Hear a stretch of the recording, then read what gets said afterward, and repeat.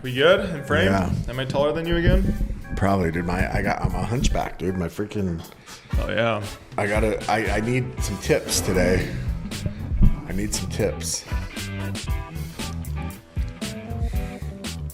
Is the song playing? It should be. All right.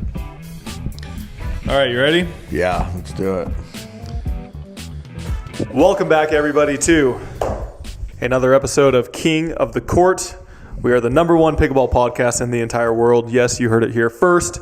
Jimmy, as always, we have a packed episode. This might be the most packed in a while. So buckle in, hunker down. What's the word?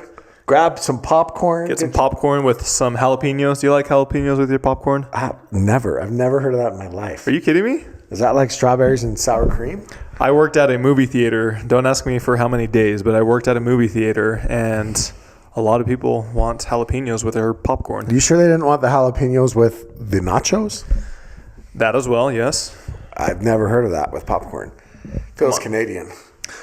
All right, where do we begin? Obviously, we have to give a big shout out to our sponsors. We have a new sponsor that we're going to get into, but first and foremost, we have Club Pickleball Mastermind. If you're wanting to know how to run a profitable, efficient business, reach out to Club Pickleball Mastermind. We have the link in the description below. They are incredible. They are not only for new clubs, but existing clubs as well. Yeah. Jimmy, give us a little detailed breakdown. Did you know that Mastermind. one of our other sponsors, PICKLR Universe, went to Club Pickleball Mastermind? Yes, yep. And PICKLR Universe we're going to talk about them. They're one of the biggest clubs in the freaking world. Yep. So, yes. And I believe the next in-person Club Pickleball Mastermind is coming up in March. Yeah. Well, wow, we're already in March. Yeah, March 18th. And so we may, Jimmy and myself, we may make an appearance. And so come on out. Hopefully we can see you guys there. If not, you guys will get a ton of valuable information regardless. Yeah, I believe Court Reserve will be there. You get 3 days of in-person events. They cater your meals. Obviously, there's swag. You get a tour of facilities. You get, obviously, one-on-one time with other leaders in the space. I mean, grow your player pool, maximize your revenue.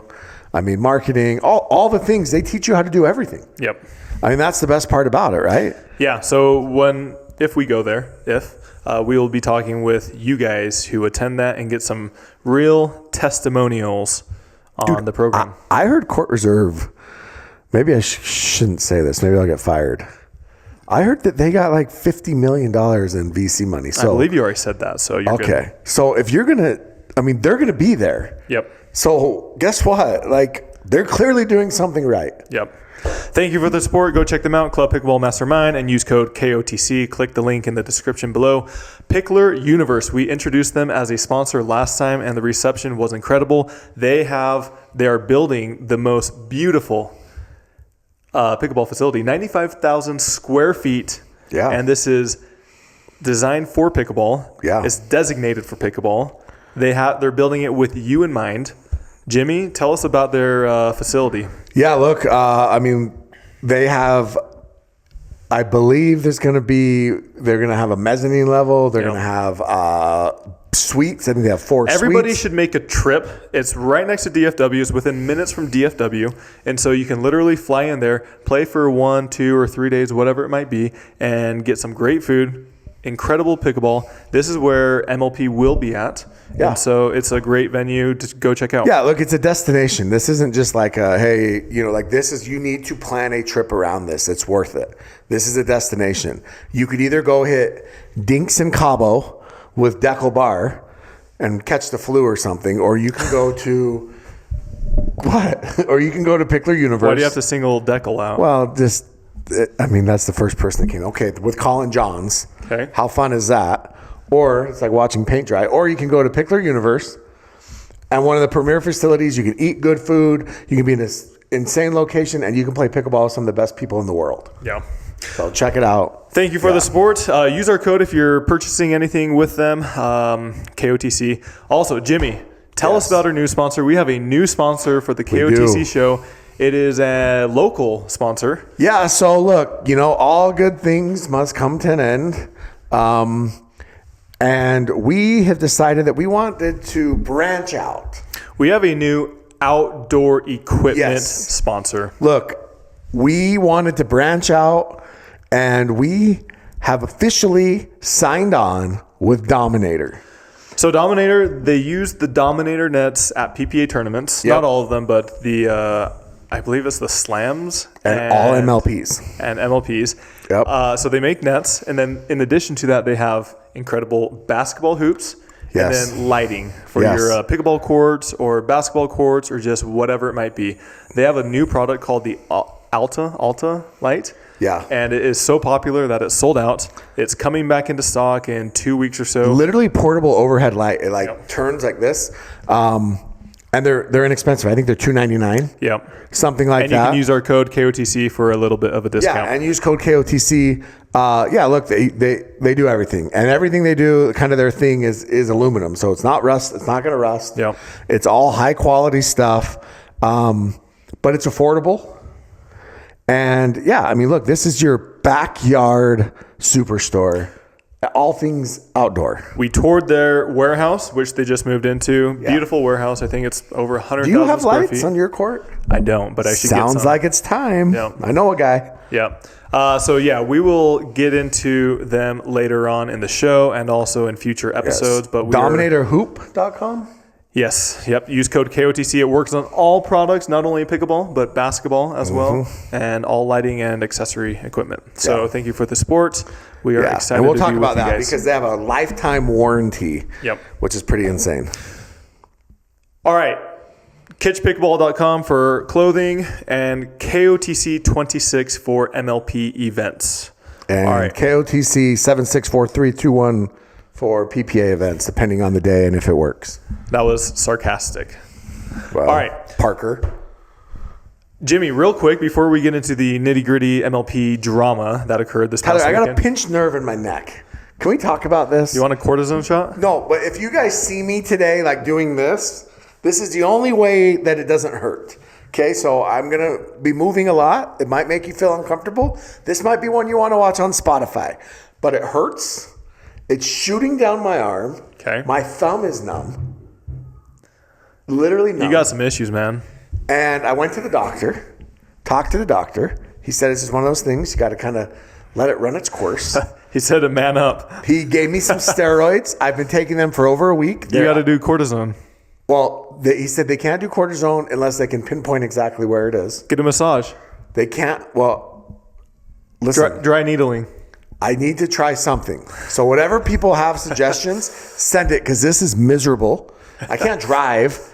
Like my left, because I can't hold it. The worst position, this is no joke, is this position right here, which is the one I'm in most of the day. Are you stretching it? I'm trying. I got on YouTube and I found this spine doctor and he was like, do this and this. Anyways, I've been trying everything. Nothing is working. It's probably worse today than it was a week ago. Yeah. So if anybody has suggestions, I'm open to them. Sleeping.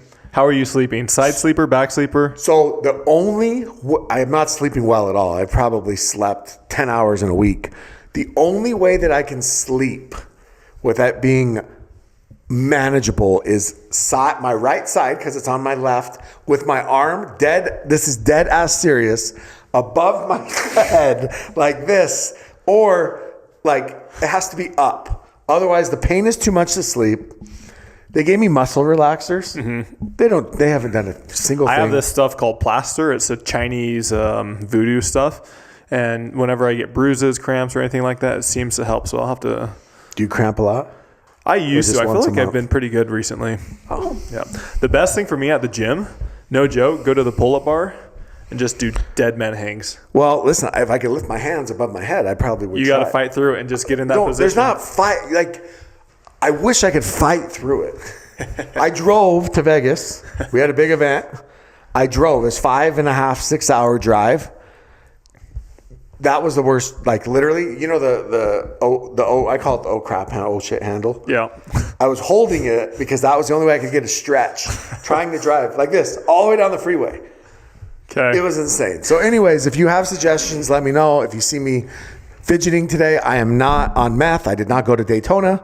It's just my neck. All right. So Jimmy, we as players, and also Zane announced this through his ex. Who's Zane? Zane Navratil, I believe is his last name. I don't know who that is. Yeah.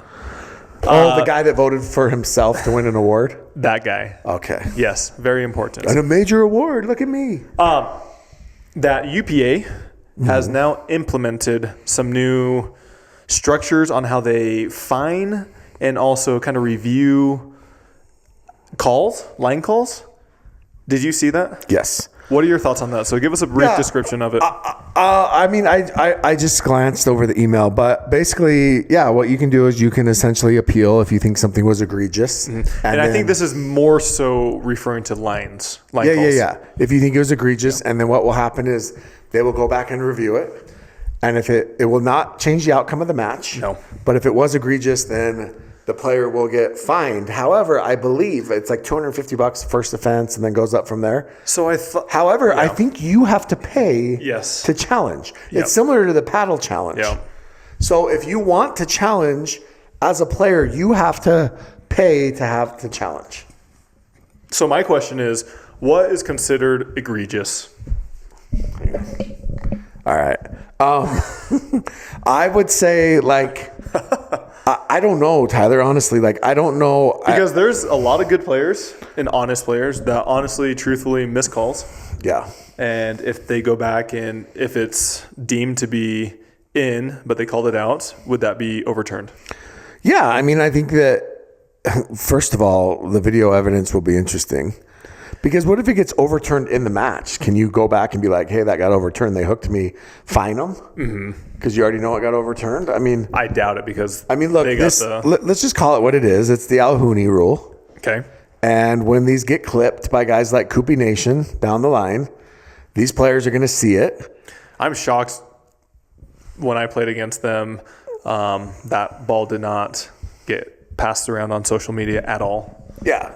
I mean, look, what's going to happen is it's going to get clipped by guys like that, and players are going to see it, and they're going to submit that. Mm-hmm. So honestly, shout out Odoth, who he's going to become almost like the pro player liaison in a way. Who would have ever thought? He's going to be like Exhibit A, right? When they appeal to PPA. But going back to the question, what is considered egregious? Well, I think that's up to PPA to decide. I guess it's an inch, 2 inches. I don't know. I mean, I think whatever it is, how many inches can you take? I don't know. What are we talking about here? Line calls, Tyler. Yes, because I think they need to set that standard and then let everybody know. I don't think it's going to be like a distance, like, oh, that was It should be a distance, though. I know, but I don't think it is. I think it's going to be if it's multiple instances. It's sure, but how many? Frequency. Yeah, but if you're getting overturned by a ball that is literally a tenth of an inch. The reality is this rule was put into place to scare people to not hook. Okay. It's not going to change And anything. then the penalties are, what are your thoughts on the penalties? Well, I just saw the one was $250 for the first offense, and then it goes up from there. No, but I think there's like actual point penalties, like a game or a point or something like that. Oh, I didn't know if there was because they're not going to go back and do retroactive. You can't retroactively go back and change the call. Yeah, that might be right. Okay. Yeah. Anyways, anything else with that? I mean, look, it's a start. We'll see what happens. It's a start. It is weird that Zane is heading it up because he's notorious hook, but... Are you sincere about that? Do you mean that? I'm just kidding. Zane, I've never seen Zane have any issues with line calls. You've got to get to the day where they actually have cameras to know. So okay. So this last week, everybody was hyping it up. It was the MLP 2026 MLP Draft. Yeah, big deal. I'm going to talk about a couple things. Number one, whoever decided to do a draft at 7 a.m. Pacific time on a Friday, that's a fireable offense. I'm sorry, but it's the dumbest thing I've ever heard. I don't really, it literally is a stupid, I would love to know the explanation for that. And honestly, no matter what you tell me, you're wrong. So, but he would love to hear you out. Yeah, I'll hear you out just to tell you that you're wrong. It's the stupidest thing I've ever heard. Okay. Like there are people that, I don't know if they're aware of this, but not everybody lives on the East Coast or Central Time Zone. There are people that actually live on the Pacific Time Zone. Okay. And so it was 7 a.m. Pacific Time Zone. What if you lived in Hawaii? Oh yeah, Hawaii, it's 3 a.m., right? Australia, I saw that like Sarah Dennehy and some of them was like midnight. But again, they're not drafting, so whatever. But the point is it was horrible timing, okay? It was an awful time. Why not So do it got it? off to a great start. Well, why not do it like a Friday night? Especially, they did decide late. Now, I'll give credit where credit's due. They decided late on Thursday to stream it. And I thought they did a really good job streaming it. Now, I didn't watch the entire thing. I feel like that was kind of put together because I feel like they got a lot of feedback saying, we want a show. Well, the NFL draft is the second biggest game of the year other than the Super Bowl. It's actually bigger than any regular season game. Yeah. And so, yeah, it makes sense. I thought Will Doughton and Dave Fleming did a great job, honestly. Like I said, I'll give all the credit in the world. But if now you've decided to stream it, you're going to have watch parties, right? You're going to have people watching it. Why the hell are we doing it at 7 a.m.? Why not do it Friday night? Yeah. Right? Like, look, people have millions of dollars invested in this. Al Tyler can cancel his freaking dinner on a Friday night at Taylor Swift's favorite restaurant to do the freaking MLP draft. Yeah. Okay, like. But what if Taylor Swift was there? Would he cancel it? Yes, he would cancel it. I mean, it's just a weird thing. I mean, the guy has enough money; he can get another reservation at Fort Charles Prime Rib. Like, he'll be fine. Okay. What else? Well, let's get right into it because it got wild. It got wild early. We knew that AB was not kept. We knew that Georgia was not kept. Real quick, what are your thoughts on AB live streaming and reacting? I didn't watch it. I actually don't watch her vlogs anymore. It's been too much for me. I'm going to be very honest.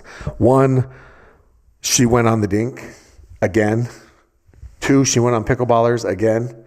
3, she doesn't come on our podcast. So I can't watch her vlogs if she's not going to watch the pod and come on the pod. I'll just be honest. Like, I'm petty. I'm petty like that. So I have not watched them. I would say it's dumb in a way. Like, of course, I think she's entertaining, but I think sometimes it's a little bit over the top. I do think, I'm just going to add, I wonder what the reaction would be like if, for example, Ben Johns or even Alshon were doing the same thing. And You they got to have said, a personality to do that. oh my gosh, look, I'm going for over $1 million. Yeah. Do you think they would be roasted for that? If Yeah, Ben of Johns course, or and she should be too. But she also knew exactly what she was going to go for. Yeah. And there was a 0% chance that the Chaffetz family, who have the most money in MLP, were going to let her walk. That's why they donated so little to Grayson. They got to save up. That's crazy. Ross, listen, I'm going to call it what it is.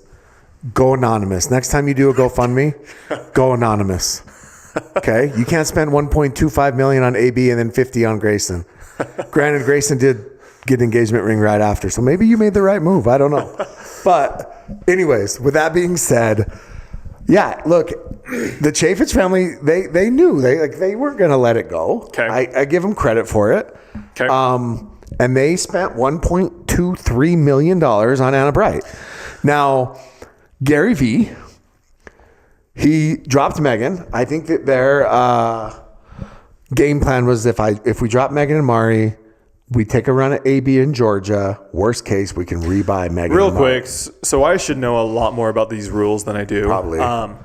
When they were announcing the people that they were dropping, the players, was it all at once or was it like team by team? So one team knew that the fives were dropping so-and-so, or was it all at once? No, they all get announced at once. You don't know. Okay, so you don't know unless... You have a deadline to drop your players by, and it's all anonymous. Okay. And then it gets released by the league all at one time. Gotcha. So it's not like the fives dropped Megan knowing that AB and Georgia would be available. Now, look, you call around. You try to get info. Sure. You do little things like, hey, I'll trade you for this person. And they're like, oh, we're going to keep them. Or, oh, you know. Yeah. Or like you'll know...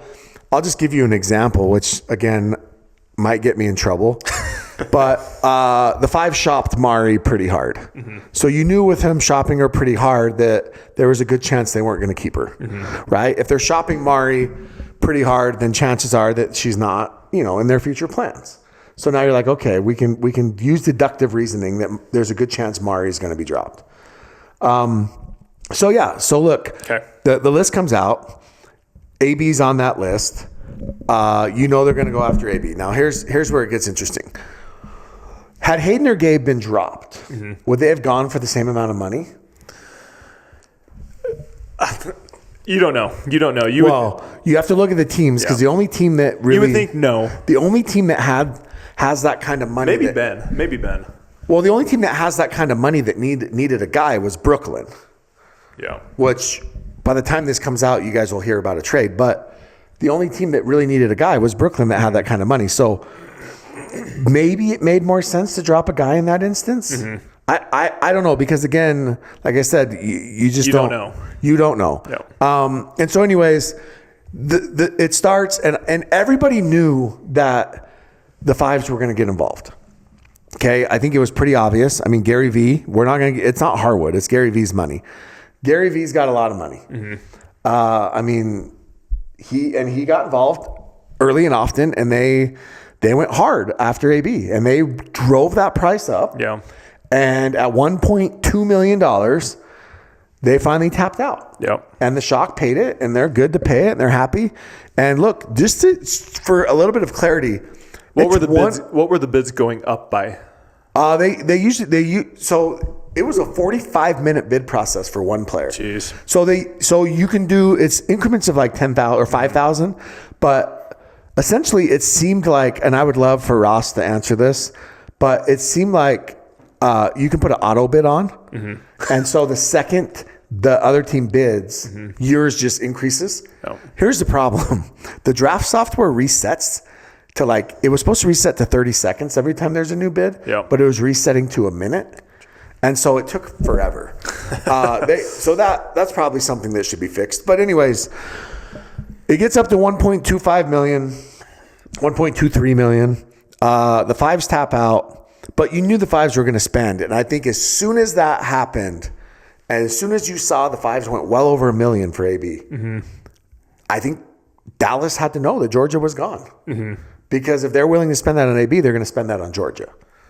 And so, the Shock. But here's the thing. So the Shock have AB for $1.23 million for the next 3 years. But it's one. And by the way, Anna, the player, sees 0% of that. Yeah, and we'll talk about that. She does not see 0%. That's not true. That's actually the biggest misconception that people keep putting out there. Because it's funded by that. But the league fee pays her salary. Yeah. It just is not a dollar for dollar amount. Yeah. But it's $1.23 million over the next 3 years. So it's going to be $4 million, almost $4 million. If they keep her. Yeah. No, who else is going to take her? I mean, I guess they could let her go. Yeah. But yeah. So then the second pick comes. And the Flash get involved. The interesting thing was Columbus actually got involved too. Mm-hmm. So that's the one thing that people don't understand is Columbus was in the sixes. They got involved. Mm-hmm. So everybody's bidding. It's going crazy. And at 800,000, the Flash just kind of tapped out. Where did Pardo tap out at? Oh, I never saw him bid. He didn't bid till the 10th pick, I don't think. but it was Columbus. It was the fives. It was the Flash. And I think the Ranchers maybe had bid a little bit early. It just ended up getting too rich for the Ranchers. And, you can buy anything in this world with money. And those who have money ended up, coming out on top. Now, it's an interesting conundrum, Tyler. Yep. Because we have other sports out there that are uncapped, that don't have a salary cap, okay? Baseball is a great example, right? The Dodgers just buy and buy and buy and buy. They're dominant. They're winning World Series after World Series. People are complaining. Is that good for the sport? I don't know, right? Now, they do pay a luxury tax. So, the smaller market teams do end up making money because they're buying. MLP is a little bit is similar. So, what happens is there's a $10 million league fee due every year from the owners, okay? That $10 million league fee goes to help fund player salaries. Because you have to remember there's $30 million in player salaries. So that league fee goes to help fund player salaries.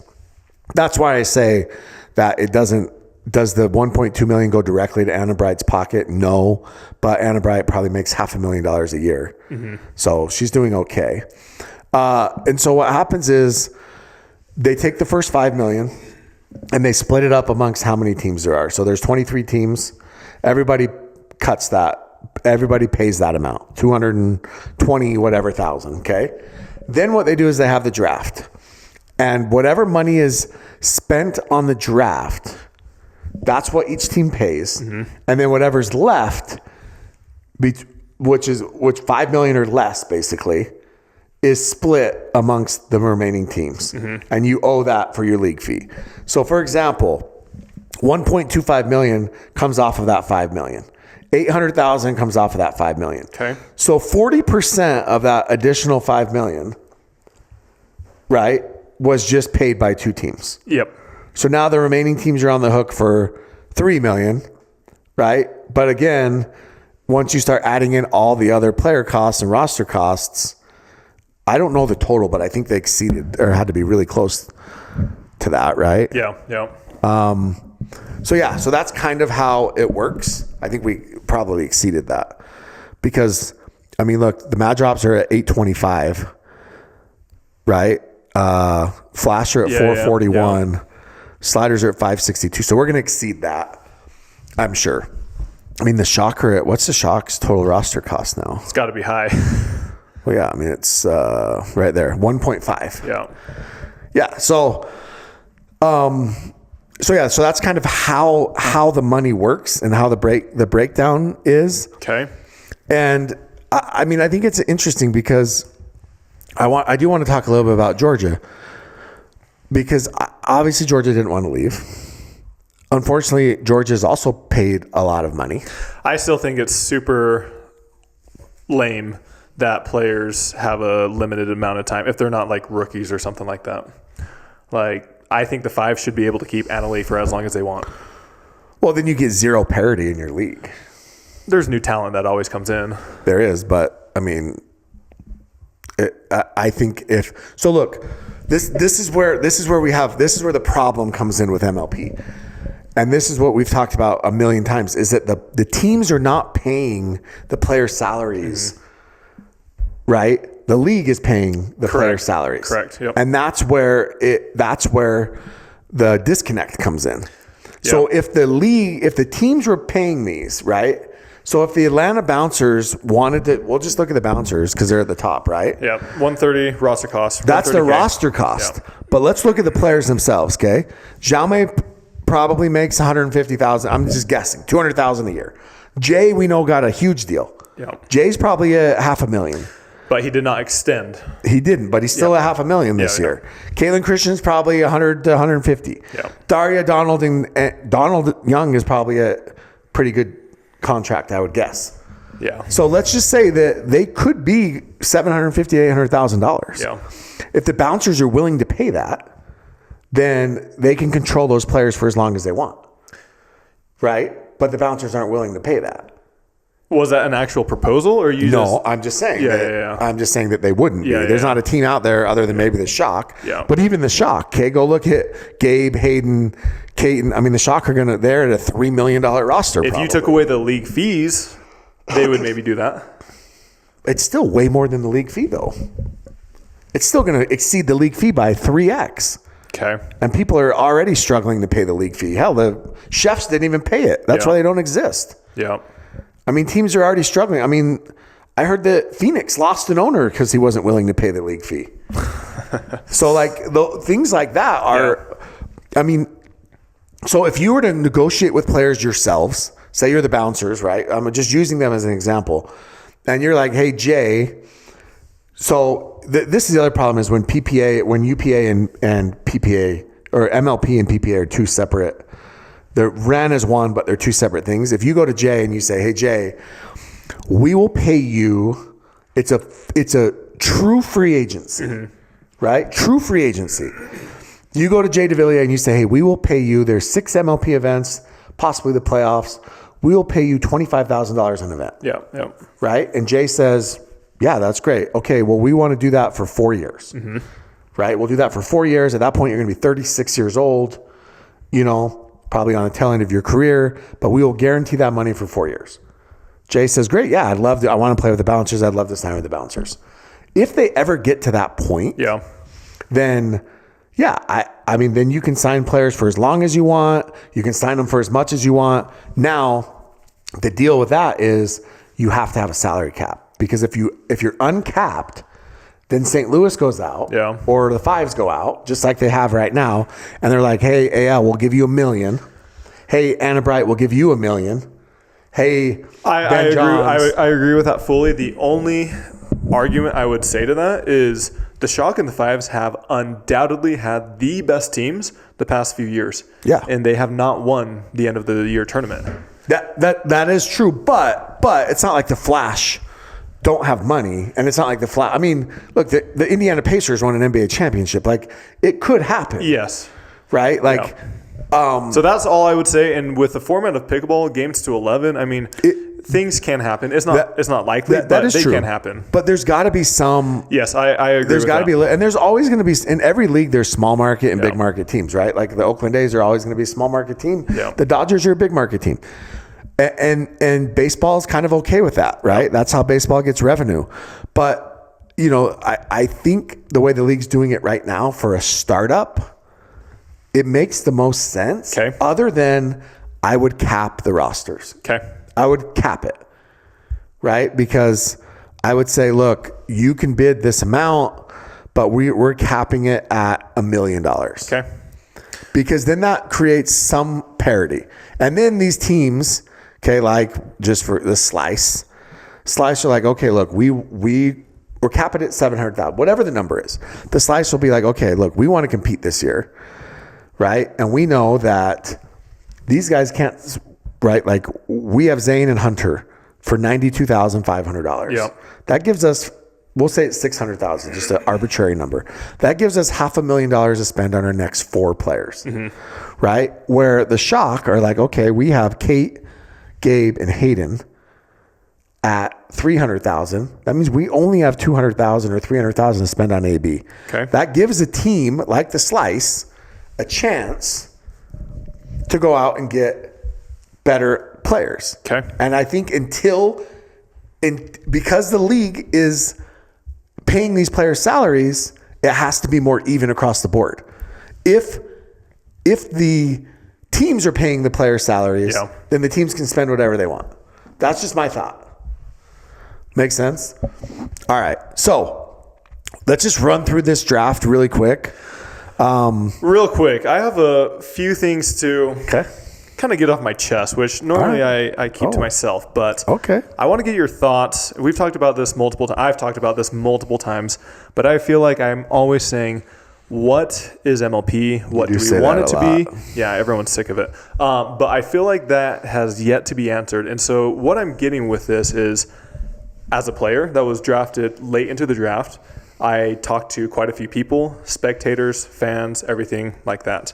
And I can tell you that the draft, for me thinking about MLP, I've been with MLP ever since they started, since inception. When you think of MLP, you should think about top talent. You should think about parity. You should think about teams. Sure. You should think about different partnerships, everything like that. Yeah. But what I'm seeing is a complete disconnect with players that are getting drafted. There are some players that I've never even heard of getting drafted over other players that I know for a fact are better than them and will be better than them. Yeah. So there's 2 rules of thought here. Okay. There's 2 rules of thought. One, we know what MLP is when it comes to gameplay. I think that's been decided. I think that's been figured out. But now there's 2 rules of thought. Okay. And this is where we talk about the money of it, right? Not everybody can go out and spend $1.3 million on Anna Bright. And guess what? Like, yeah, I'm not even talking about that. I'm talking about these lower players. But that changes it, right? Because I'll speak for the Bears. Okay, the Bears have money, some money, but the Bears aren't gonna. We have no players from last year. We didn't keep anybody. Yep. Right. Lane Sleeth, for those that don't know, she is still being traded to the Ranchers. She's being traded for Sarah Dennehy. Yeah. So as long as this comes out after Monday. Anyways, so we don't have any players. So for us, it's like, okay, we look at our roster, Tyler, right? And I go down this list of players, and the Slice did this last year. Slice were like, okay, we don't have anybody. So we can go get Ignatowicz, Max Freeman, Callie Smith, and Vivian Glasman. But those players I'm talking about, those players were well known. Those players were good. I know they were, but that's what I'm saying. So they went and spent $500,000. How did they do? 10 or 11? They were bad. Yeah, they weren't good. Yeah. And they spent $500,000. Yep. Right? And that was probably the best possible roster they could have constructed. Right? Based off of who was available. So I look at the Bears this year, And I start going down this list. Could we have constructed a roster where we went out and we spent $500,000 and we got Dylan Frazier and we got Jack Sock. But the thing is, I don't even think you would have needed to spend. Jim Clossy tweeted, he said, please don't. He said some team could have drafted AJ Kohler, me, Jelena Ingram, and somebody else, and that would have been better than quite a few teams out there. But maybe, but here's what you don't understand. Okay? You're 32. Mm-hmm. This is what I'm saying. Okay? You're 32. Mm-hmm. AJ's 30, probably 32. He's probably 33. 33. Okay? Jelena. He's probably 30. I'm 34. He's probably 35 or Jelena 36. Ingram, fine. Young talent. Yeah. Right? Some other girl, fine. Young talent. Which he was wrong, by the way, because Klaus said that you guys all could have been drafted. Oh, he said Elsie Hendershot. Uh-huh. He said you guys all could have been drafted for the minimum. Uh-huh. And that's not true because Elsie went for $30,000. Okay. But anyways. Regardless, that's a very small amount compared to other. Okay. So can your team, would it be better than some of these other teams? Sure. Does that team win? No, but we'd be better. Sure, better, but what's better? It's not last. Do you make the playoffs? Well, 12 are making playoffs? Yeah, out of 20. I don't know. That team would probably be 13 to 16. Right. It'd be close. Yeah. So do you spend the money and put together a team that's 13 to 17? Mm-hmm. Okay. Or do you go draft these young kids like Tama? I'm just giving you examples. Like Kiora, I think Tama, Camden, and obviously John Trong. I think those are some solid juniors. But what I'm saying is, do you take a gamble on Tama, on Kiora, on Cam, on these young players, and you hope in 3 years they blow up, and now all of a sudden you have them under control for 3 years, and you have the next Hayden, you have the next Gabe, or you sit in purgatory in 13 to 17 for 3 years. The only thing I would counter with that is, as you've said multiple times, MLP changes the rules constantly. That is true. I would bet you right now $1,000 that the team you have right now that you've drafted will not be the same by next season.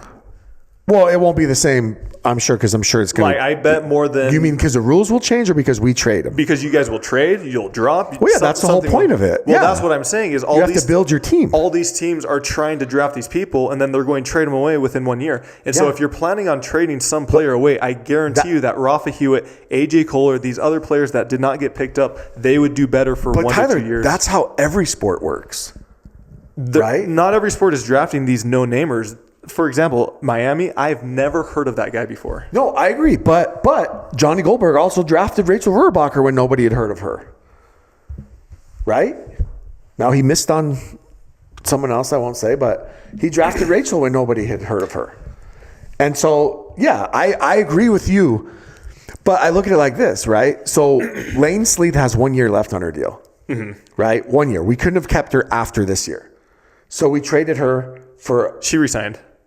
I know, but she has 1 year left. Yeah. Because of when she was drafted. Yeah. So we couldn't have kept her after this year. Well, can't you drop them and then? Yeah, but we'd have to fight all these other teams, right? So we trade her for a pretty good sum of money. Uh-huh. And I'll say right now, we drafted Chris Hayworth as a starter, knowing a team would come after him because obviously single specialists are worth more. So we actually turned around and traded him the second we drafted him for a really good sum of money. Yeah. So we turn around and flip those two. Now we have more money. So now it's like, okay, if Kiora hits and Emma Nelson hits or Anwar hits, okay, or Sarah Dennehy hits, that's who Lane's getting traded for. If one of those players or two of those players hit, we also now have $200,000, $300,000 for next year. And it's like, okay, Kiora improved a lot. She's going to be good. This person improved. Now I can go spend $300,000 when half the league is a free agent next year. Yeah. Because of that. And I can go add one of these top name players, and all of a sudden we go from 16 to 8, right? Yeah. And that's the strategy you have to think about. But I don't disagree. And I'll give an example, right? Like the Carolina Hawks, right? They could have easily gone and got AJ and you and whoever. Yeah. But your team, I mean, look, Utah went and picked you back up. Yeah. The one thing with AJ, I'll just say this, is I think my own personal opinion is Brooklyn probably owed it to AJ to pick him up. With that being said, he doesn't play singles. He does, but he doesn't. The thing I'll say about MLP, And they have Riley, and so they needed a singles guy. Yeah, that's fair. That's fair. I mean, MLP singles is 4 points. There are some players like I don't do well in singles. I haven't done well in singles for 5 years, but in MLP the last 2 years I've done very well. Yep. I beat Tyson, I beat Zane, all these good singles players. I totally agree it's 4 points, but if everybody else is gonna throw out, for their 4 points, if they're gonna throw out Christian, Chris Hayworth, Rachel, and whoever, then you want to make sure that you're countering, right? We can go through every team, but I was pretty, I don't want to say frustrated, but it's just very interesting to see a lot of these picks where I've never even heard of them going above other players that I know for a fact that there's tons of players that are better than them, 100%. But the problem is where will they be in 3 years? It doesn't matter because they're going to get traded in 1 to 2 years. We don't know that though. That's what I'm saying. But if they do get traded, that means they improved and somebody wanted them and they had value, right? Yeah. Every team does that. Like I get what you're saying. Right? Not to throw your team under the bus, but a lot of these challenger teams that came up, I mean, maybe they're going for the same strategy you are, but I mean, they are worse than they were in challenger. A lot of them. Yeah, look, some of them kept their teams the same. I mean, but I think that some teams did well, and they, I think that SoCal's not a bad little team, right? Megan, Kaylin Campbell, Armand, and Will McKinnon. I don't think that's a bad team. It'll be interesting to see. But you don't know exactly. Yeah. I mean, you don't know, but I think that John Trong, Camden Chafin. I think that'll be a more interesting team than.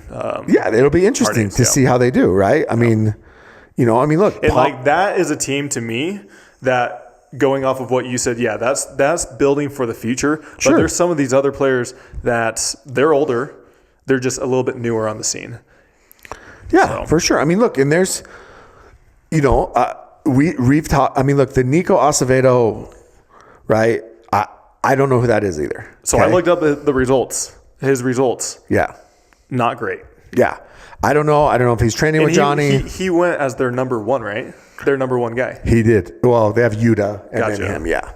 But yes, that's true. And then they took to me that is crazy. It is, but he went the minimum, which is part of the part of it. Yeah, but and if they don't have any money, like Rafa Hewitt, I know, but Rafa was dead. One of the dead last players in MLP last year in Challenger.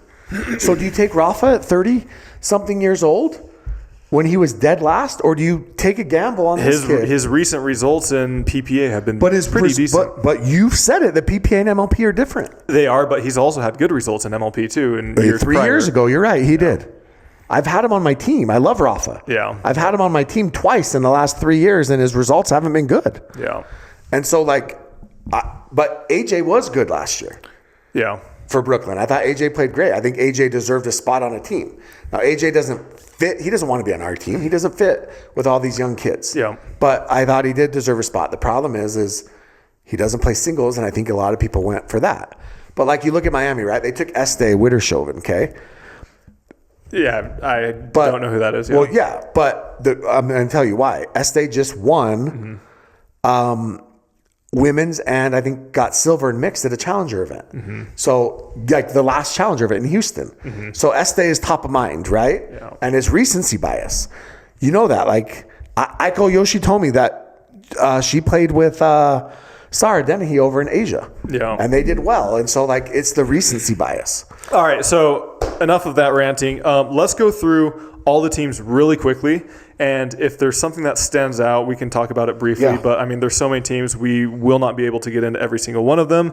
But, yeah, let's start off with Atlanta Bouncers. So their roster cost is $130,000. They have Jada Villiers, Caitlin Christian, Xiaomei, Daria, Donald Young, and Kylie Uleri. Yeah, so I think that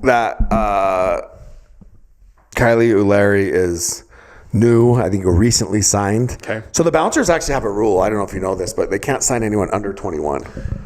Okay. Because they're owned by a beer company. Yeah. So look, I think that's a decent team. I did hear a rumor that A, B, C, D, E, F. What grade would you give them? Well, so I heard that Daria's getting traded for Jesse. Okay. Okay. If that's true, And we have Jessie J, Caitlin, and Jaume. I think that team is probably B-. Okay. I think that team probably sneaks in maybe the last playoff spot, but the bottom. Okay. So yeah.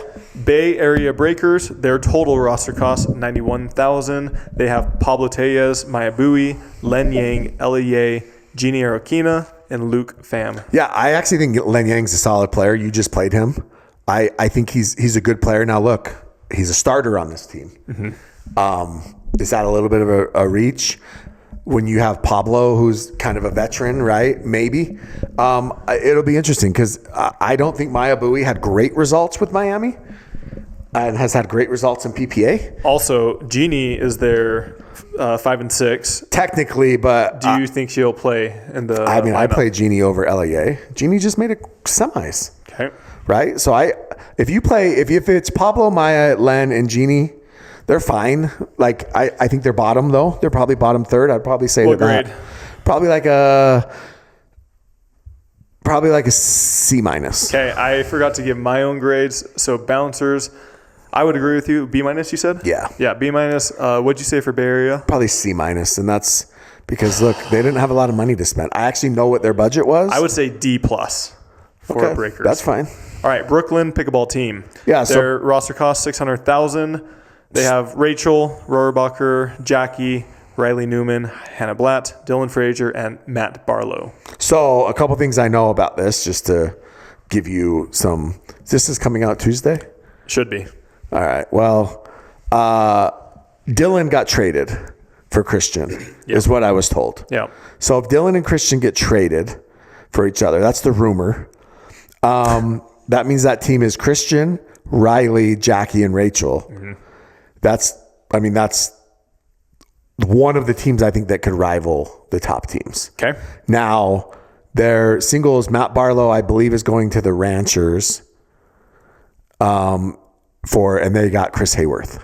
Okay. In a 3-team deal. So their singles guy is Hayworth, and then they're keeping Hannah Blatt. All right, what grade? I mean, that's an A. I think it's an A. Okay, I do A-. Okay, that's fine. All right, Black Bears. Yeah, so look, Black Bears. I mean, Lane is getting traded for Sarah Dennehy. Sarah has great singles, incredible singles player. I actually think she will come over and she'll be top 10 immediately in singles. Her doubles, we don't know, right? Kiora, same thing, right? Kiora's made it semis already. She's 18 years old. Hayworth is getting moved for Luca Mack. Okay. Anwar is a guy that we've talked about a lot. He's a right side guy. He's kind of an Atlanta legend. One of those guys that you just give a shot to. And I know that how old is he? He's like 20. He's mid 20s, mid to late 20s. Okay. But he's a guy that honestly, I got more texts about drafting him than anybody about how good he is. But again, he hasn't been tested. Okay. So it's 100% a risk.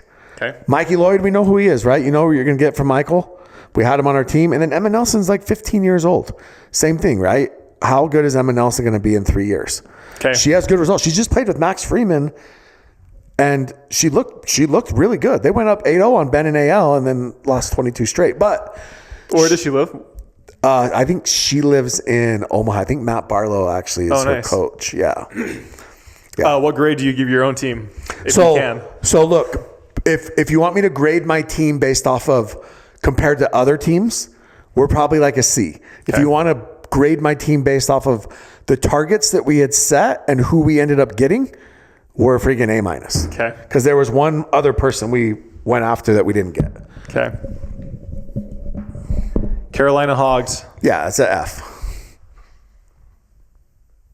They didn't do anything. Did you know Carolina? D-. Did you know Carolina? I mean, I actually like Delgado and DJ when DJ's hot. Isabel Dunlap, she's shown potential. Did you know that Carolina they didn't bid the whole time? Okay, They didn't do anything. And then at the very end, so you see that they took the very last 2 picks. Yep. They accidentally put in $1 million instead of $1,000. Just wait until the end. Literally just waited till the end and then screwed that up. So yeah, I mean, look, Tom Dundon owns that team. He's worth billions, and he spent $16,000. All right, D-. Chicago Slice. Yeah, I'm not. Their as roster high. is 310. I think the Slices men are not good at doubles. They're good at singles, but not good at doubles. Jamie Way, she's interesting. I think that Jamie Way is the soup of the day. Okay. She's very popular right now. She's had pretty good results. Recent results, right? She's got. So I'm good. I'm friends with Tom Protzek. Yeah. And do you think he could fit into the doubles lineup? Yeah, I think so. I mean, I don't think that Hunter or Zane or either one of them are world beaters at doubles. Yep. Iox probably even play Protzek over Zane in Dream Breakers. To be honest, not that Zane's not a good singles player, but I think Protzek's really good. Yeah. And I love Mari. I think Mari's game is great. And Jelena Ingram has tons of potential. But she's young, and it depends on how serious she's actually going to take it. So, yeah, I would say that team's probably in the C range. Okay, I do C-. Okay. Columbus, 562,000. They got Andre, Paris, CJ Klinger, Danielle Townsend. She was drafted number 3. She's kind of the flavor of the month. Yeah, Danielle, look, she's good. We've seen her. We practiced with her a little bit. So we've seen her, but we haven't seen her on the PPA side. We and have when not. we did see her on the PPA side, I agree. And so look, once again, I cannot wait for all these players that have been hyped up to start competing because I want to see what their results are. well, look, Danielle's the really interesting one in my opinion because And I'm not saying she or these other people are bad. I just want to see results. yeah, I think Danielle is a good player, but that team had Leia, and that team won a championship last year. Yeah. And they let Leia walk, and they spent $75,000 more for essentially someone that's unproven. Yeah. Now, maybe they felt like they needed to do that with other teams around them getting better, and they didn't want to sit on their hands, but it is interesting. Me personally, I almost keep Leia. Yeah, and then the other thing is, I love Allie Phillips, right? She's a local girl. I don't know how Allie Phillips helps them. Yeah. Right? Alex Crum, I think, helps. In singles, yeah. Yeah, Alex Crum could probably play for DJ or for Andre or CJ. He can make some music on the sidelines. Yeah, he should make a song called 24 Hours in Paris. Anyways, but I don't know how Allie helps that team. I don't know how she fits into that team. Okay. I would give him a B. I'd do B+. B. Yeah. I agree. Dallas Flash. So we talked a little bit about them. Oh gosh, look, I don't know what else they were supposed to do. If they drop Tyra, she goes for $800,000 too. If they drop J-Dub, it is very possible that J-Dub is probably the smart one to drop in this situation. And the reason I say that is because who else is going to go after him? He's not as effective. Well, not only that, but the talent gap between the males is not as significant. Exactly. And I get that maybe they were like, oh, I was worried about Brooklyn going after him. But there wasn't as many teams that needed a top guy. Yeah. So it is possible Brooklyn could have gone after him. However, they had it sounds like they had a trade in place. The Ranchers could have possibly gone after him and paired him with Onsins. Yeah. But I think they could have outbid the Ranchers. I would be more scared of the Fives and the Shock than I would be, though, of Brooklyn and the Ranchers on spending. Okay. So that's probably why I would have dropped J-Dub. With that being said, they went and got Callie late. I think they needed to get somebody. This is a team that... So she kind of lucked out. She did luck out. And this is a team that you don't want to pair this young kid that you don't know, right? Yeah. Some young, unproven commodity. Yeah, yep. And so you have to kind of go get someone like Callie. Yeah. Kelly still got it. She's still a solid player. Yeah. But because they lost the MVP and they didn't have to, I got to give them like a D. Really? I think the team itself is probably like a... Well, that's what we're going on. The team itself, not their draft counts. I think the team itself is probably like a B as it currently sits. I would agree with that. But I think that the decision-making probably got to be a D. Okay. I'd say B to B+, their current roster. Yeah, that team still makes the playoffs and they still have success. Okay. All right, Florida Smash. Yeah, so I hear Jeannie B's getting shipped to LA. Probably the best player on that team. I actually think Zoe's actually getting shipped somewhere too. Probably the second best player on that team. So, yeah, Florida is going to go into Premier with their exact same team that they had last year, and they were the worst challenger team by a long shot. So this kind of is similar to what you said. Yeah. Like they're getting Paula Rivas. back. Wait, wasn't she with them? Yeah, so they're bringing her back. That's what I'm saying. The OG. So they literally haven't improved at all. And yeah, like I said, they were the worst challenger team by a long ways, and now they're going to be the worst premier team. So F. Okay. Vegas Night Owls. So Vegas made 7 million deals before the draft even started. I have a funny story. Remind me to tell you afterwards. It's nice when you have a consultant that is actually the guy that signs players. I don't know if that's an advantage or not, but okay. $56,000 roster cost. They got Brooke, Chow, Blaine Hovenier, and Roscoe Bellamy, Liz Trulick, and Braden Jacobson. So Braden, local kid. Yep. Congrats to him. Liz can go. I don't know. I mean, Liz, I think you move her because Brooke and Zoe can both play singles. Probably both better than Liz. Who's going to play the left? Blaine or Roscoe? Probably Roscoe. He's not a left-sider. I like Roscoe, but he's not a left-sider. Is Blaine a left-sider? No, they don't have a left-sider. I mean, they're both big, and they both should be good on the left. They're big, long, lank. I mean, that's an intimidating team. Yeah. I just don't know who the left-sider is. Braden Jacobson's more of a left-sider than either of them.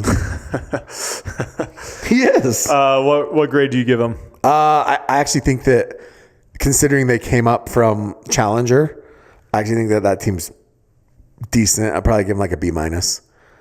I think maybe a C+. C+.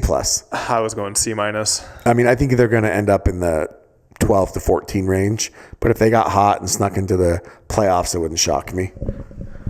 Okay, Mad Drops, $825. Total cost, Ben Johns, Catherine Parento, Jade Kawamoto, Max Freeman, Gabe Joseph. Yeah, so Paula's getting traded for Jeannie B. So their singles players are going to be Jeannie B and Gabe. So Jeannie will play singles for Jade, probably.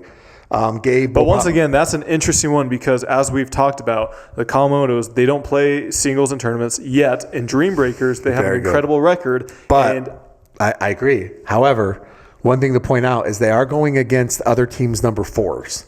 Now the other teams' number 4s are going to be better. That's fair. Ideally, maybe, right? But you're right. They're great in Dream Breakers. Yep. Jade was like one of the top Dream Breaker girls last year. Yeah, look, this team's an A. Now, the only thing that I would say about this team is that they have zero, they can't switch things up. It's Ben and Jade, Max and Catherine. You have 2 lefties on your team, and it gives you zero diversity. I don't want to get into too much, but I heard there might be a news story coming out tomorrow with the Mad Drops. Really? I'll just leave it at that. A good one or a bad one? TBD. Oh. Okay. So you're giving them an A. Yeah, that's an A. That team's good. That's a contender. I mean, they traded, one player from last year? Yeah, they went and got Max. And where did they finish? Semis? Yeah. They got semis last year? Don't you think Max is better than Hunter in doubles? Yeah, I mean, you would think so. Yeah. All right, Miami Pickleball Club. Yeah, Miami's interesting. Total cost, $40,000. Yeah, Miami's really interesting because I feel bad for Alex, to be honest. I mean, I think Alex is a premier level player that had to play Challenger. It is what it is last year. But now she goes on this team, and she's by far the best player on this team. Yuta was fine. He had a couple of moments, but I think Yuta's one of those players that you play him once or twice, you kind of figure him out. Nico Acevedo, I have no idea. So maybe he's going to be a freaking superstar, but I promise you he's not going to be a superstar this year. I actually think Este is pretty good. Okay. Hits the shit out of the ball, honestly. Kind of like power forward of pickleball. Okay. Yeah, so, but again, that team's not going to have much success. And what grade do you give them? D-. Okay. All right, the 5s. Total roster cost, 1.2. A+. They're heavy favorites. You can't do A+. Why? A+ does not exist. The highest grade is an A. Okay, A. They're at A. They're heavy favorites now. Now, their men's team still is going to lose some matches. It'll still drop plenty of matches. If their women's team went undefeated, it wouldn't shock me. Okay. At all. Mixed will be... I think their biggest disadvantage, the thing that they'll have to look out for is pressure. Oh, for sure. 100%. It's way easier to be the underdog. They have a lot of pressure. But I think here's the other thing. George is a pro, right? George is a professional. But we know that George is not happy. She'll be fine. She will be fine. But there's a lot of pressure. Yeah. And there's even more pressure on I think there's more on the guys. There's more pressure on Will and Noe. Yeah. Exactly. But I don't sleep on the pickups of Martin and Lena. Martin is great. Lena's she's great. Yeah, that is honestly, that's solid depth to add to your team. Okay. I would give them A. Yeah, A. All right, Orlando Squeeze. So, dude, you know what's crazy is Jack and Fed, I got the sense for a long time that they didn't like each other. oh yeah, because Jack made that video. Yeah, he made the video and they would chirp at each other. And like, listen, I don't think a lot of the guys hold grudges very long. Some might, but not. You know what's crazy is Jack and Fed could work.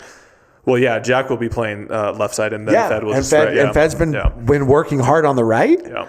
That team could work, honestly. Yeah. That team's Achilles heel is going to be Millie Rain.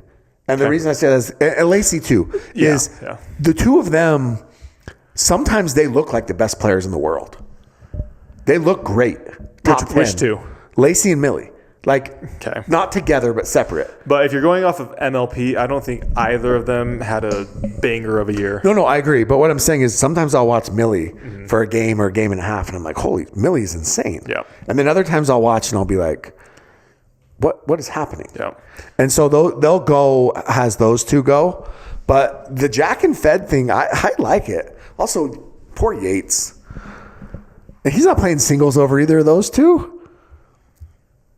Now, do you throw Alex Walker out there over Lacey? No. Yeah. So, but this is what I'm saying. So the Squeeze go get Yates. Wouldn't the Squeeze, if Yates isn't going to play singles over either of them? Now, injuries could happen. Yeah. But wouldn't the Squeeze have been better off going to get some young kid that can play singles? Like who?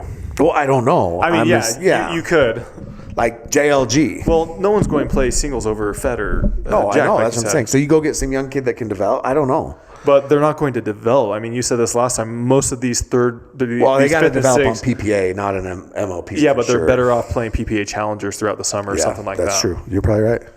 All right. So what grade do you give them? I think that team is probably a B. Okay. A B. A B. All right, Palm Beach, do you love their AI-generated logo? Yeah, so here's the thing with Palm Beach, okay? They're all going to be in bed by 9. They're going to get senior citizen discounts. AARP is going to come calling as a great sponsor for them. I mean, I hope they got their life insurance. But Declan and Tyson have played together a lot. Mm-hmm. Tina is still solid as solid can be. And Sophia is, again, she was the best player on APP.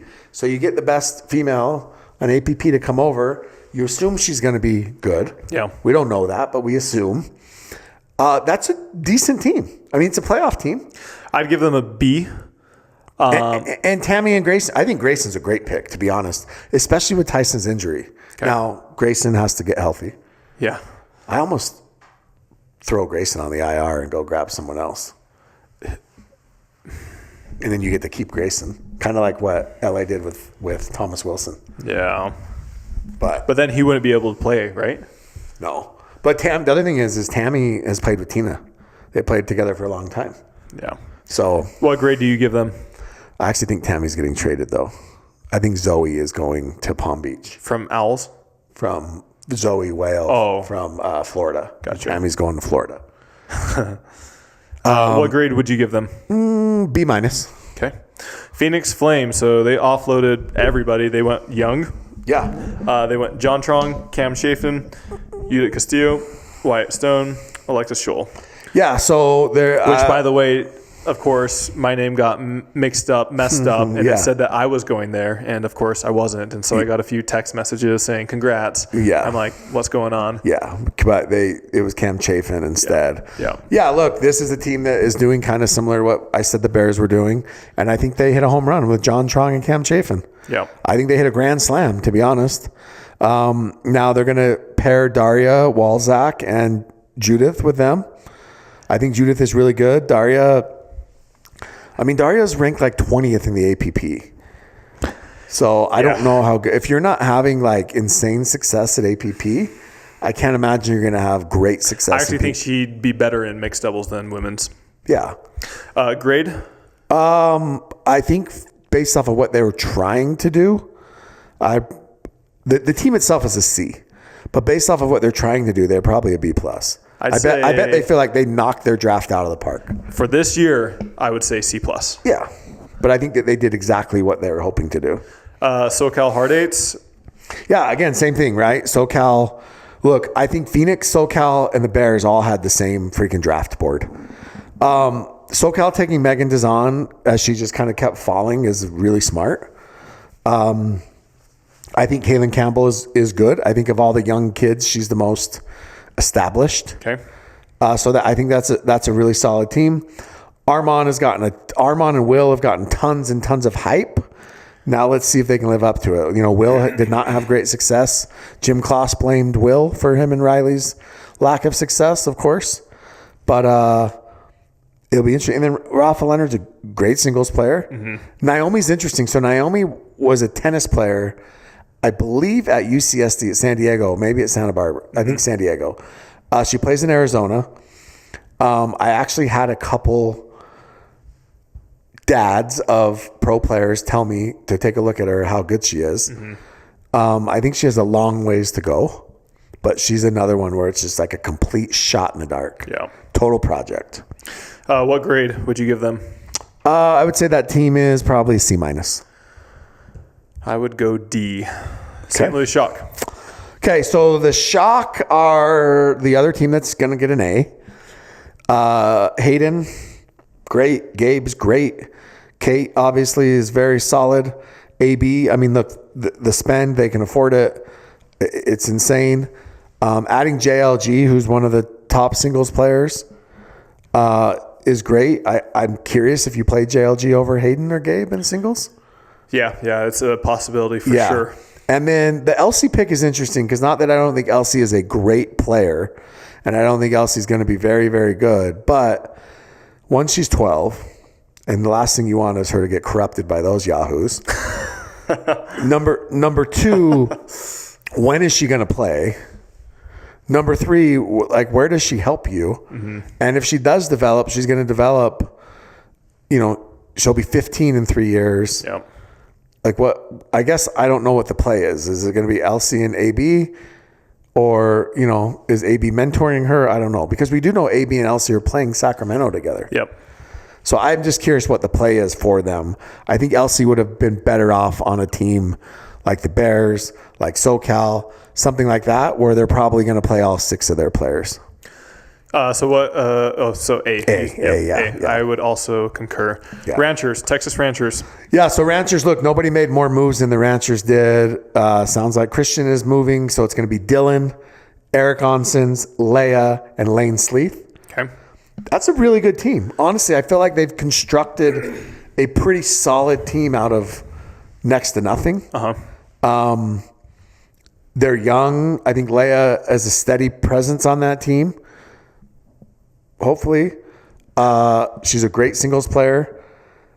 I think they do lack that other female that plays singles with Leia. I think Lane's good, but I don't think Lane is a great singles player. In addition, she had surgery on her hip. And she had hip. I think that's my point, yeah. The one thing is both Lane and Leia can play the left or the right. Mm-hmm. And Lane's defense will really help Leia. Because I feel like Leia's misses, sometimes the ball gets a little bit high. Mm-hmm. And Lane will actually help her. I think that team's going to complement each other really well. What grade? I would say that's a B. I would have gone A minus or B plus. Okay, yeah. Luca Mack, by the way, is headed to the Bears. Cool. Utah Black Diamonds. Yeah, so it's interesting because you look at their roster cost, right? I mean, essentially a $400,000 roster cost. Mm-hmm. And you like Palm Beach spent $290, Orlando spent $343, the Ranchers are $400. You kind of wonder, Flash are $400. Did they overspend a little bit? Mm-hmm. And I think it's the Etta and the Tama, right? Mm-hmm. So I think it's a good team. I think it's a playoff team. You're a playoff team last year. You didn't get worse. Vic is solid. Look, I mean, it's just going to depend on what Tama does, right? I think even if he's bad and you step in, you're still a playoff team because you were last year, right? And is Etta going to be healthy? So I think she will. Yeah, I mean, I've in the Discord, people were talking about this, and I think with Utah Black Diamonds, we all get along really well. Yeah. We all like each other, and I don't think she missed one MLP event last year with our team. So yeah, so I mean, I think if Etta plays well, Elise is solid, you're solid, Connor solid, Tama obviously. If Tama blows up like people think he's going to. So my question is, Connor Garnett and Tama, they're both primarily left side players. It's going to be interesting. So what would they do? What will they do? So I'm under the impression that they'll start Connor Garnett and Tama, at least in the beginning. I mean, I'm planning on that. They'll start, but you have to start Tama. You paid $125,000 and you paid $70 for Connor Garnett. The only thing is, just economically, you have to. Yeah, but the same thing happened with Mevish and Jeannie Arakina. Jeannie Arakina was our third women's pick, and she ended up playing over Mev. That's true. Mev didn't even play once. But the gap was very large. Yes. The gap right now is not that large. Okay. Yeah. So look. So who plays the right between those two? You didn't pay $125,000 for Tama for him to play the right. Okay. I think you move Tama to the left. So you're putting Connor on the right. I'm putting Connor on the right. Now look. I'll be honest with you. I don't think Connor's Tui is as effective on the right. Well, it's not. Yeah. And so with that being said, it wouldn't shock me if you came and played the right with Tama. Okay. If Connor can't figure it out. Okay. But I'm sorry, but I love Connor, but he's more of a one-trick pony on the left. I think Tama's got more shots in his bag. He's more inconsistent, right? His floor is way, way lower than Connor's right now. Yep. But his ceiling is higher. Yep. And so I think you have to let Tama figure it out. And he's got you, he's got Connor, he's got Etta, he's got Elise, he's got We're Vic. just like chaperones. Well, yeah, but if you guys take him under your wing and you actually like coach him and you talk to him about shot selection and you give him scouting reports and you guys do things like that and like you actually, because the rest of you all get along great. Yeah. So if you actually try to help him and bring him along, you guys will be good. What grade? I think that team's right now, because Tama's too much of an unknown. I think it's a B-. Okay. But I think it has potential. I would give us a B. Yeah, that's fine. But I think Victoria DeMuzio still has some skills too. Okay. I mean, she's obviously going to play singles for Etta. Real quick, let's go through a couple of the biggest snubs. Yeah. We've kind of already mentioned them, but AJ Kohler was not picked up. Rafa Hewitt was not picked up. Stefan Auvergne was not. Pat Smith. Juan Benitez, which I was a little bit surprised on. Yeah, that Karina one had a pretty good year. Mevish, Safdar, Lingwei Kong, which I also was very surprised on. Lingwei's been playing well. That's what I'm talking about. Yeah, I agree. I thought Lingwei would get picked up. Chris Agecheva, Anderson Scarpa, he's a good player. So Marshall Brown, a good player. I think Marshall Brown took a buyout. He wasn't on the list. Okay. I believe Marshall Brown would have got picked up. I also think Roddy took a buyout. Okay, I was wondering about Roddy as well. Because I think that both of them. Did the Alhunis get picked? Either? No, neither of them. Again, same thing, right? I looked long and hard at Mo because I think Mo, again, could fit on a roster. I think Mo was, and what's crazy with Mo is when he played for Vegas, he was very good. Yeah. They were in first place. That's what I'm talking about. Like all of these, maybe not all of them, but a lot of these players, I promise you, I've played against them. I've seen them. My opinion, the biggest snub is Scarpa. Scarpa, Lingwei for me on the women's side. Lingwei, women's side, Lingwei. Yeah. On the men's side, Scarpa. But I mean, it's tough because So as I was ranting earlier, for me it's difficult seeing people on MLP teams who think they know the game, who think they know players, who think they know this and that. They have a paid staff that's supposed to be tracking this stuff, that's supposed to be making these decisions, make these horrendous, awful decisions. And it's sad because I know these guys. Scarpa's, he's a great guy. He's a good guy. And so when you see them pick this unknown, where I know for a fact that a lot of these unknowns, how they're going to turn out in 1 to 2 years. I mean, we saw it with the New York Hustlers. Zane Ford, they picked him up, and it didn't amount to much. Stephen Madonia, same thing. Yeah, but you also know exactly what you're going to get from Scarpa, and it's never going to be elite, right? You don't necessarily know that because I remember. No, you do know that because he's never been elite. Has he ever made even a PPA semi? Ever? Well, has he ever played with a great partner? Well, it doesn't matter. I'm just saying he's never. I love Scarpa, but he's never made a PPA semi.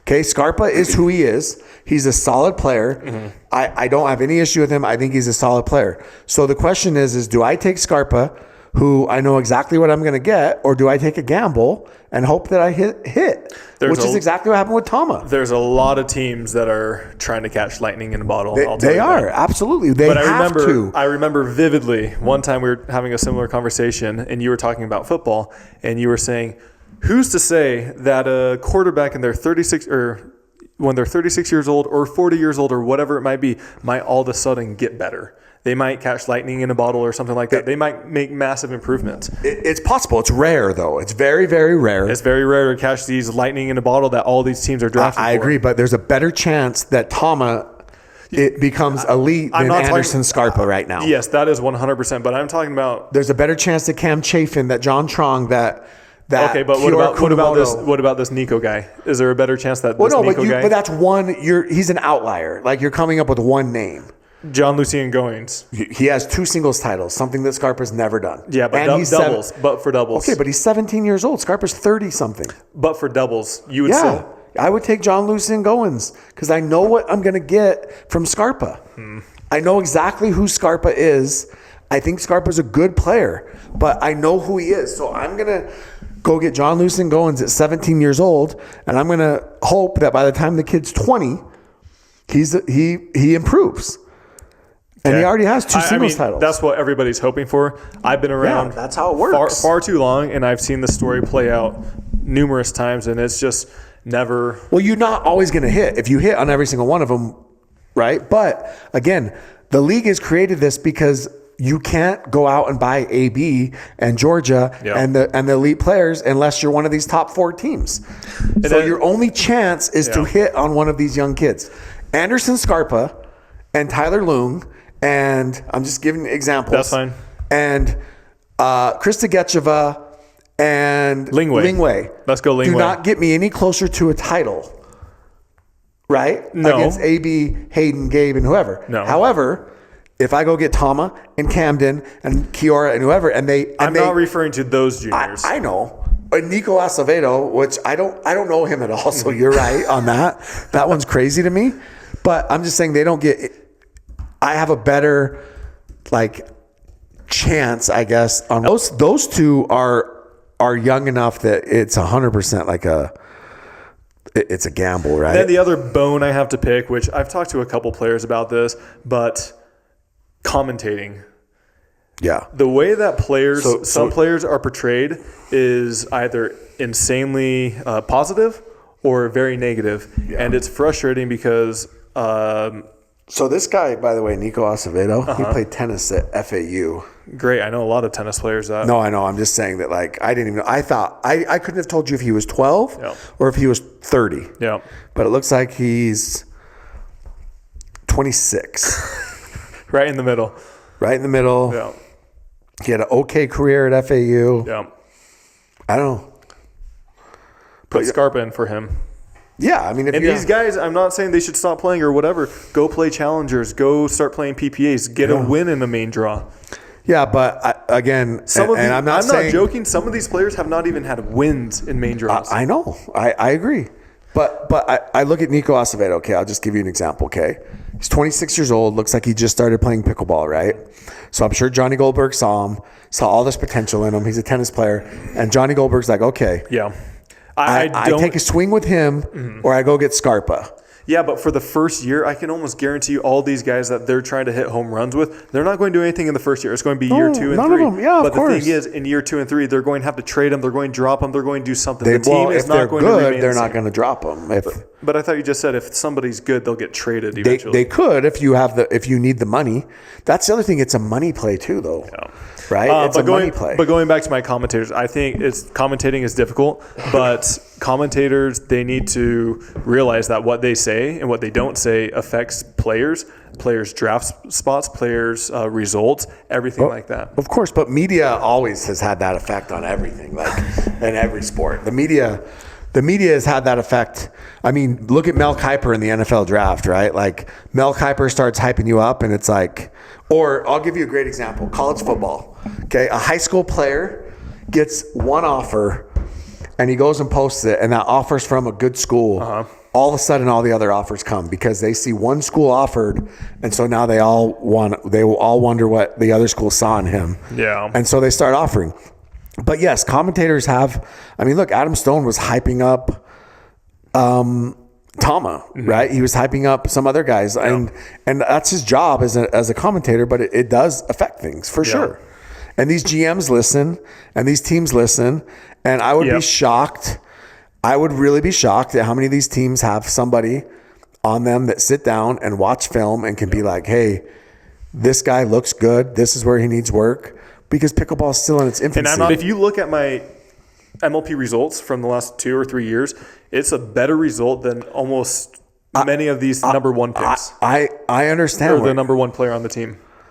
I understand that, but what I'm saying is, it's all perception based. Yes, but you're in the same boat in that they know what they're going to get from Tyler.loong, right? And they're looking at that like, okay, you're 32 years old. We know what we're going to get from him. 34. Is he going to, okay, add 2 more? You. Yeah. They're like, is he going to improve? You could, obviously, of course, but they are trying to hit a home run, and I get it. And recency bias has always been a problem with MLP. Yeah. Always. And the other thing is I actually talked to Eric Tice about this. Remember when the first round pick used to pick the teams? Yeah. Well, and that went better for most teams, I would say. It did, for sure. Now these GMs and these people have no idea what's going on. But Leia's kind of brought this up. I think it was her and Mish actually on the last broadcast. She kind of brought it up. But when you guys, I'm talking like you, Lucy, Matt, Leia, this first wave of PPA pros start to retire, okay, in the next 5, 6, 7 years. Yeah. The coaching in PPA is going to improve. Yeah, you would think. Because now this wave, the GMs, the ownership groups, all of those things are going to start to improve. Yeah. Because now you have people that have more experience as a player, right, stepping into those roles. It was funny. It wasn't your team. It was a different team, but I can't remember which one, but they posted about the draft day, and they had like their team members all lined up at their computers and everything like that. And they're like, stoked for the draft. And then I looked at what they drafted. I'm like, you had this many people to draft that? I'm like, are you kidding me? Yeah. You had this many people on a paid salary to draft the players you drafted. Yeah. Like, yeah, it's anyways, interesting. I mean, it was a pretty emotional day, just kind of from hearing from other players and just kind of figuring out what's going on. Yeah, but dude, some players don't want to get drafted, by the way. I actually had some players tell me that they would rather play challengers than sit on a bench. Honestly, challengers is a play. I think challengers is great. I'm going to play a challenger coming up here soon. Yeah, you should. It's good reps. Yeah. You get your name out there. Well, I'll be honest. It's a lot more low key. I also told some of our players that we drafted. It's kind of a little bit of a discussion amongst our team, our front office. Like, do we want these players to play PPAs where, you know, they win a round and then they, you know, maybe get blasted by Ben and AL? Or does it make more sense for them to play more challengers where they get more reps? Yeah. Right? Now, look, PPAs will give them experience against the players they're actually going to play in MLPs, but the reps are important too. So you got to find that balance. We talked about this a couple episodes ago, but I mean, what was it? The total player match.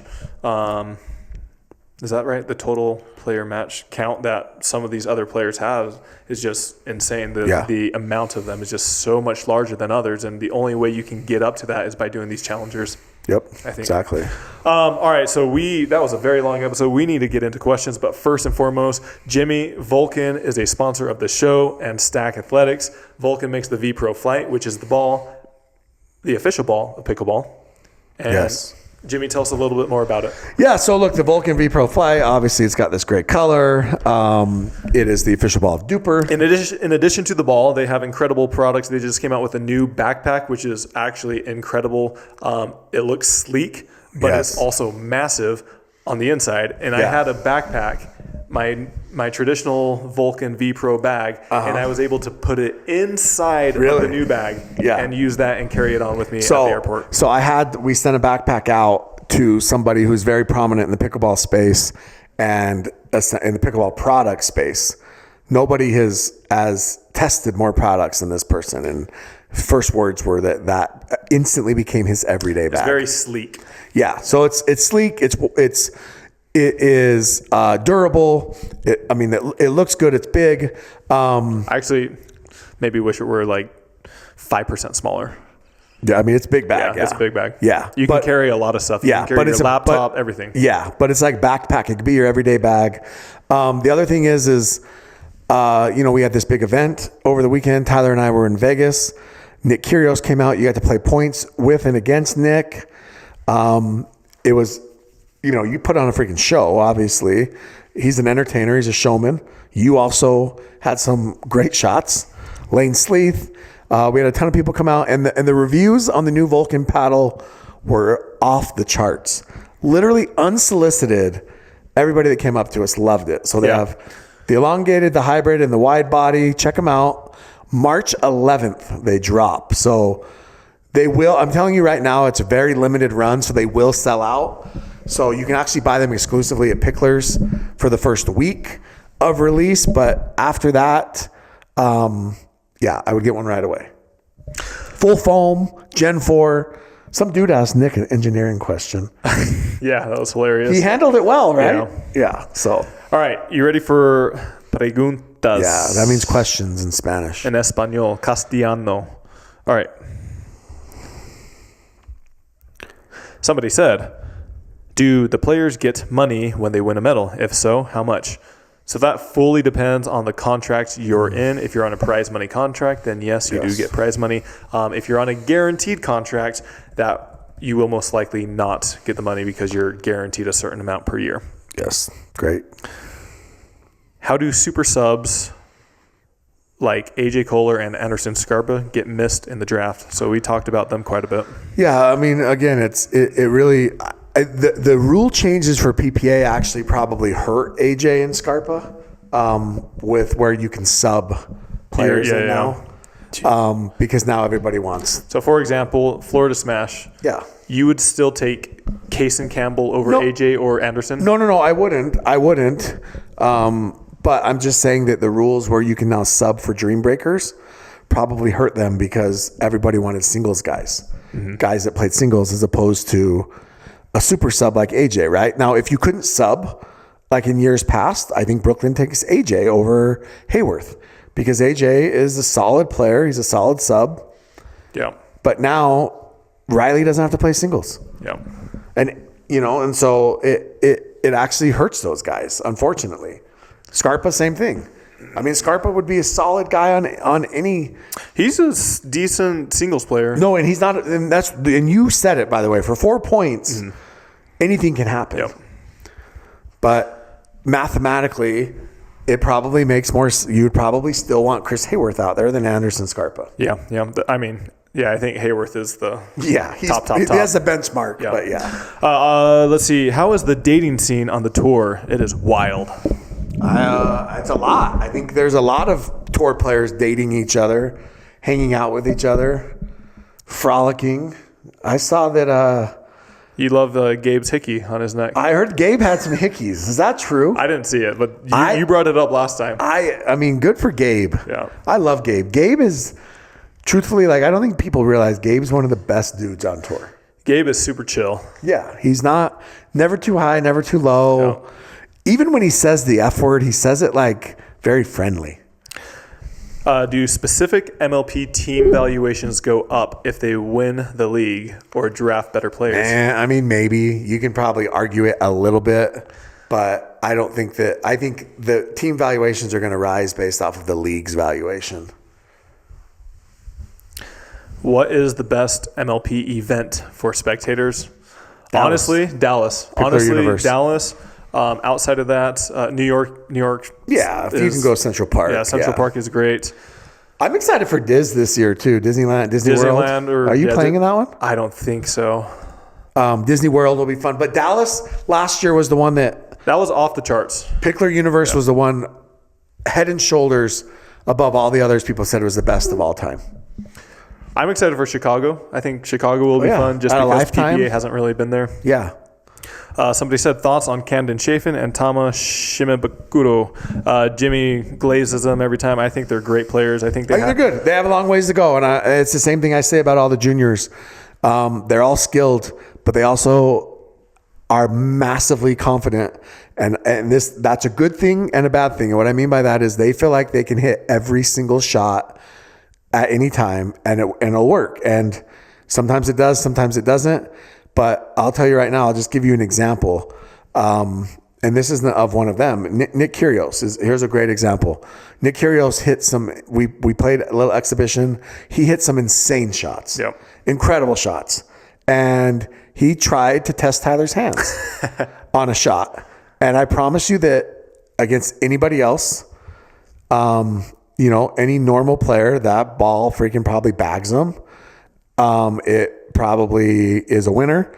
And Tyler literally was sitting on it and hit a freaking forehand put away counter, just put away counter right off of the freaking that shot. And Nick was like, whoa. Like, I think he was taken back a little bit. Yeah. And that's the same thing with these young kids is they have all the confidence in the world that these shots will work, but you have to be pick and choose, and their pickleball IQs just have to get better. Great. Yeah. Following up with that, this person said, what would you give Nick Kyrgios' rating and what do you think his potential is? I mean, he's a 5-0. I think he's a low 5-0 right now. Yeah. Based off of what we saw. I mean, like I said, he hit some incredible shots, but he didn't really get to the kitchen, didn't really have to dink. He was a showman. He was trying stuff. Yeah, it was an exhibition match, and so it's hard to gauge somebody, but I actually thought his ceiling was very high. I did too. He was way better than I thought. Yeah. He was way better. He's still in good shape. He's running around. He's athletic. He's jumping around, and so I mean. Also, his drive was nasty. His drive was very powerful. He holds it to the last second. There was also another kind of funny shot. Tyler actually hit a drive right at Nick's, kind of his chest, and Nick ducked, thinking it was going out, and at so much topspin, it landed 4 feet in. Yeah. Literally 4 feet in, and Nick looks at Tyler like, what in the world? Yeah. He's like, I thought that was going way out. But look, I think if he came and played, even Lane Sleeth told me this, if he played right now, I think he would compete in singles fairly quickly if he wanted to play singles. Yeah. And then doubles, obviously, just like all these tennis players. I mean, a lot of people might not like this, but I think he might have a higher ceiling than Jack Sock. I think so too. I actually think so too. The other thing that he did say, which I give him all the respect in the world for, is he said, I don't want to come over and if you listen to the pod when we released it with him, he basically said, I don't want to come over and get embarrassed. Mm-hmm. I want to practice. I want to train. I want to come over and I want to be good. And he's like, Jack is solid. And he's like, and Jeannie, they're getting better, but he's like, I want to come over and I want to I'm not coming over just to screw around. So he's got to put in the work before he does it. Is Nick Kyrgios PPA level yet, or will he ever be? We basically just answered that. Yeah, we think he is or will be. Is Hannah Jones still under PPA contract? I haven't seen her MC for a while. She is the editor-in-chief of pickleball.com. Yep. How can anyone justify paying more than $1 million in a PPA draft or MLP draft? No way there is a return on that. Yeah, I mean, the return is going to be getting a trophy. Yeah, I mean, look, the return is debatable, right? This is interesting because we're BYU basketball fans. We're gonna talk AJ DeBonsa for a second, right? Everyone's like, "Oh, BYU's got a $20 million roster." That's not true, by the way. It's like $13 million, but and they're talking about the return on it. Yeah, and how BYU's 20-10, probably looking at a 7 or an 8 seed right now. 5 injuries though. 5 seed, but they're struggling. Yeah.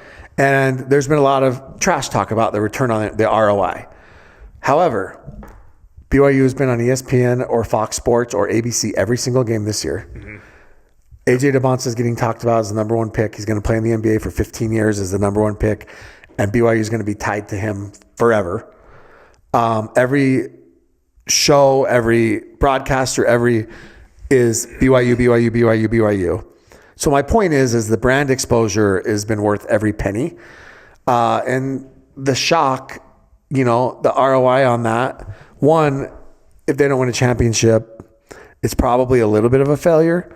But Anna Bright is one of the most marketable players on tour.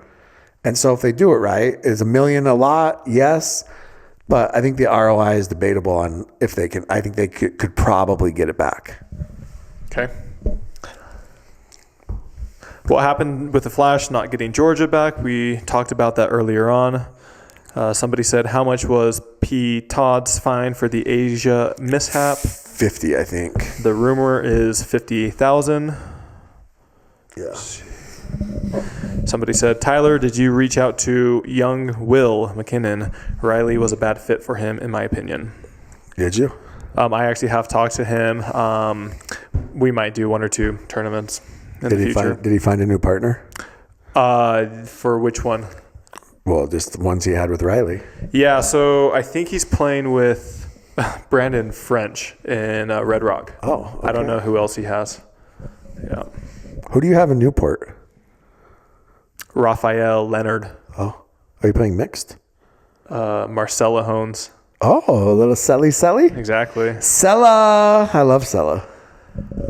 Way better half of the Rafa Sella. This guy that attempted to nasty Kyrgios. That was crazy. Wrote in and said, thoughts on the nasty Nelson attempt on Kyrgios? Well, your aim was awful. Otherwise, you would have hit him. Yeah, it was weird. He wasn't even expecting it, and you still missed. If there was anyone to do it on, Nick was probably the one to do it. He didn't even care. He played it off. He did. Got to work on that, man. Got to hit him. First chance. He did. He played it off. He kind of laughed. You could have been famous on ESPN, but you blew it. Nick was a great sport about it. Let's see. I think there was one other question that was sent to me. Dude, my thumb is like numb. Bro, we got to get that checked out. Okay. Are we done? Let me see. I thought there was one more. Oh, let's see. I think this guy commentates. His name is Tony. They said, what should the PPA do to combat the crowd making cringe hand gestures when the score reaches 6-7 during high-stake games that are televised? A, ban them for a season. B, ban them for life. C, lower their duper 1 full point. Or D, make them commentate with Dave Fleming at the next tournament. I mean, look, it's because PPA is full of boomers. I don't know if you guys know this, but at the New Year's Day, there was the great meme reset. Mm-hmm. And the 6-7 thing it doesn't exist anymore. It's not funny anymore. It doesn't exist. Any of the young, cool kids, they don't do it anymore. So you need to stop doing it, okay? You want to connect with your children and your grandchildren, stop doing it. Guys, if you made it this far, please do us a big favor and join All Access. We are pumping out content. You are getting insider information. Also, like and subscribe, please. We need more subscribers. Yeah. And also, obviously, massive shout out to our sponsors. This show, as cheesy and corny as it sounds, it would not be possible without them. And so if you are in need of any of their products, go check them out. Tell them that we sent you. Club Pickleball Mastermind. They do free phone calls to see if it's a good fit. PICKLR Universe, the best pickleball destination. They are building the largest indoor facility. They are hosting MLP. Dominator, great pickleball nets, great basketball hoops, great lighting. You go check them out. And we have KITCH Pickleball. We also have Vulcan and Stack Athletics. Mm-hmm. Is there anyone we're missing? No. No?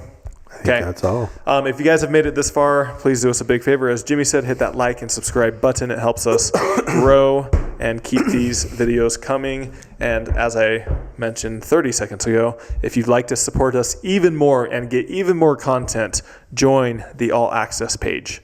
And we will see.